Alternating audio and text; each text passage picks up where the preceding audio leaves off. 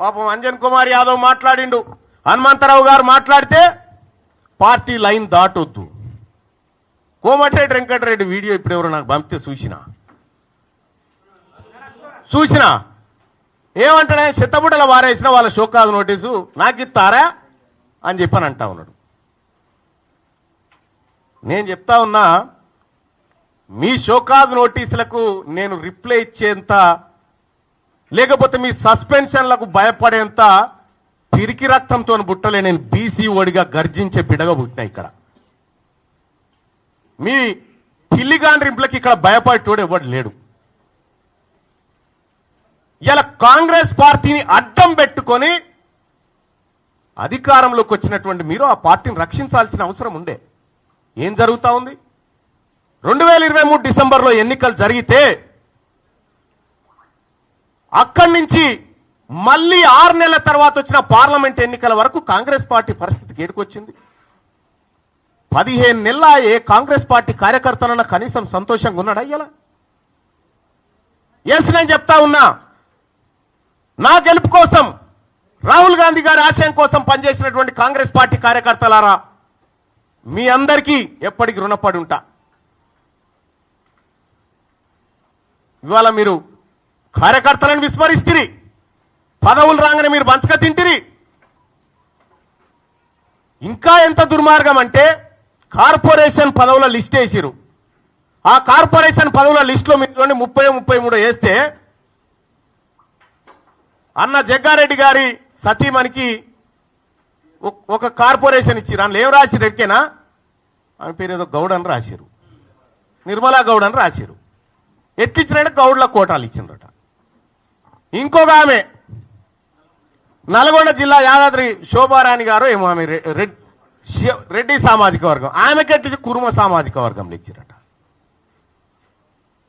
అంటే మీరు పదవులు పంచుకొని 10 ఏళ్ల పాటు అధికారానికి దూరంగా ఉండి అహర్నిశలు కొట్లాడిన కాంగ్రెస్ పార్టీ కార్యకర్తలు కనీసం గుర్తించకుండా మీరు పప్పు బెల్లాల లెక్క పంచుకొని పోతా ఉంటే ఆ పార్టీ కోసం కష్టపడ్డటువంటి కాంగ్రెస్ పార్టీ కార్యకర్తలు ఎటుపోవాలా? ఏం కావాలా? అందుకోసమే ఒక్క కాంగ్రెస్ పార్టీ కాదు, అన్ని పార్టీల్లో ఉన్నటువంటి బీసీ బిడ్డలకు వాళ్ళకు అన్యాయం జరిగితే మేము మాట్లాడతాం, వాళ్ళ తరపున పోరాడతాం. ఇక రెండో విషయం, ముఖ్యమంత్రి గారు 6 నెలల కాలం అసెంబ్లీకి పార్లమెంటుకు ఇవాళ తీన్మార్ మల్లన్న, కాంగ్రెస్ పార్టీ తీన్మార్ మల్లన్నను గెలిపించింది అనేటువంటి మాట, గెలిపించినాక గిట్లనే నా మాట్లాడేదని ఒక మాట. నేను చెప్తా ఉన్నా, ఎవరు గెలిపించారు? తీన్మార్ మల్లన్న అసెంబ్లీ ఎన్నికల నుంచి పార్లమెంట్ ఎన్నికలు 6 నెలల కాలం ఉంటే నేను కంటెస్ట్ చేసినటువంటి వరంగల్, నల్గొండ, ఖమ్మం నియోజకవర్గంలో 5 పార్లమెంట్లు గెలిపించుకోగలిగినాం. మరి మీరు సార్, మీ సొంత మహబూబ్ నగర్ జిల్లాలోనే మీ అభ్యర్థి ఓడిపోయిండు. మీరు సిట్టింగ్ ఎంపీగా ఉన్న మల్కాజ్గిరిలో ఒక సీట్ రాలే. ఇవాళ మీరు కరెక్ట్ గా పనిచేసినంటే 6 నెలల పాటు కరెక్ట్ గా కాంగ్రెస్ పార్టీ విధానాల కోసం పనిచేసినంటే ఆ 8 సీట్లు కూడా కాంగ్రెస్ పార్టీకి వస్తే ఇలా నరేంద్ర మోడీ ప్రభుత్వమే లేదు కేంద్రంలో. పరోక్షంగా మీరు సహకరించుకుంటా ఇవాళ కాంగ్రెస్ పార్టీని ఖతం చేసేటువంటి ఉద్దేశంతో మీరు ముందుకు పోతా ఉన్నారు. మీరు పొండి, మీ విధానాలు కూడా అర్థమవుతా ఉన్నాయి. నిన్నగాక మొన్న కాంగ్రెస్ పార్టీ ఎమ్మెల్సీ అభ్యర్థి నరేందర్ రెడ్డి గారు ఆయన ఎన్నికల ప్రచారానికి పోయి ఈయన గెలిచినా గెలవకపోయినా ఒకటే అని చెప్పి,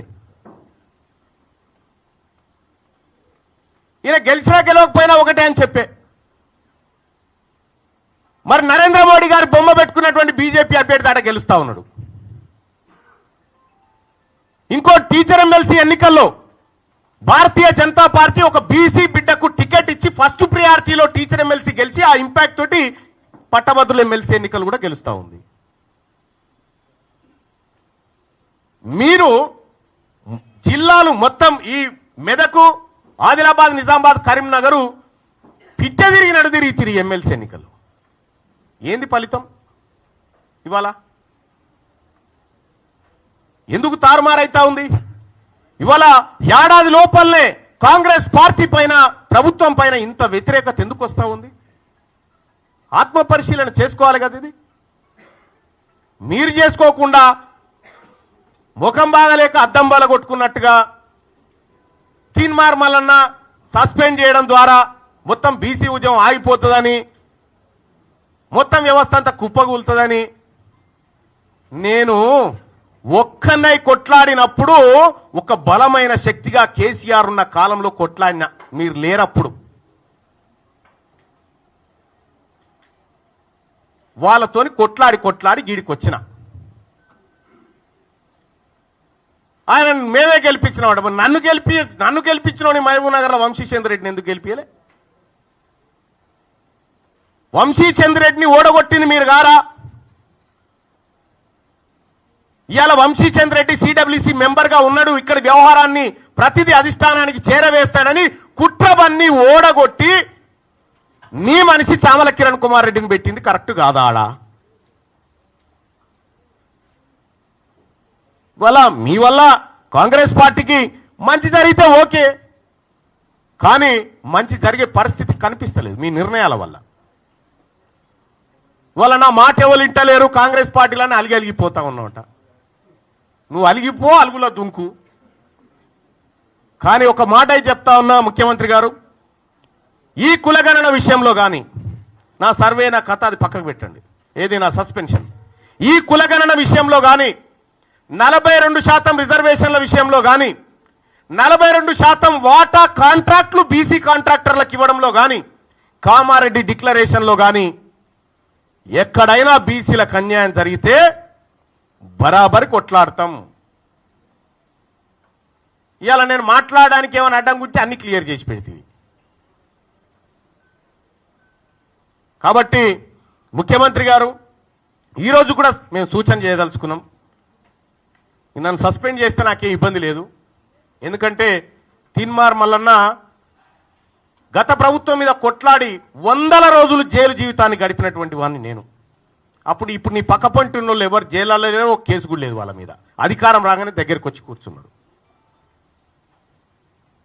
మరి మేము ఎట్లా ఊకుంటాం? రేపొద్దున ఖచ్చితంగా గ్రామాన బీసీ వాదాన్ని తీసుకుపోతాం, బీసీ ప్రజలను చైతన్యవంతం చేస్తాం. ఇప్పటికే ఎమ్మెల్సీ ఎన్నికల్లో బీసీల సత్తా దాటినం. 50 సంవత్సరాల క్రితం పుట్టిన పిఆర్టీయు, 54 సంవత్సరాల క్రితం పుట్టిన యూటీఎఫ్, నెల రోజుల కింద పుట్టిన బీసీ వాదం ఇలా 5200 ఓట్లు సంపాదించడం. 0 to 5200 ఓట్లు సంపాదించడం అంటే ఇది బీసీలలో వచ్చినటువంటి చైతన్యం. ఇలా మా సోదరుడు ప్రసన్న హరికృష్ణ ఇలా మీ గెలిచేటోళ్ళని వెనక గుంజి కూర్చుండబెట్టాను. మీతో సమానంగా పోటీ పడతా ఉన్నాడు. 125 ఏళ్ల కాంగ్రెస్ పార్టీ చరిత్ర, 40-45 ఏళ్ల బీజేపీ చరిత్రకు ఒక బీసీ బిడ్డ తలగొరి పెడతా ఉన్నాడు ఆడ.